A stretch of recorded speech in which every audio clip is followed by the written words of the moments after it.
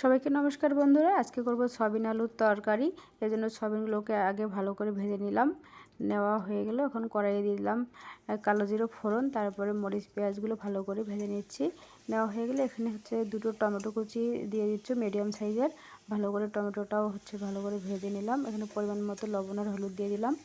দেওয়ার পর টমেটোটা দেখো আমার সিদ্ধ হয়ে গেছে প্রায়। এরপর দিয়ে দিলাম কেটে রাখা ধুয়ে রাখা আলুগুলো। এর সাথে দিয়ে দিয়েছি আমি গোটা রসুন আর আলুগুলোকে সিদ্ধ করে নেওয়ার জন্য এখন দিয়ে দিচ্ছি জল। পরিমাণ মতো জল দিয়ে ঢেকে এই যে সিদ্ধ করে নিলাম। এখন আলুটা আমার সিদ্ধ হয়ে গেছে।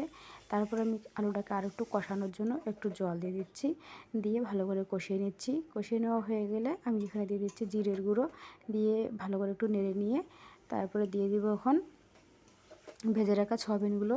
তারপরে একটু নেড়ে নিব আবার। তারপরে দিয়ে দিচ্ছি ঝোলের জল।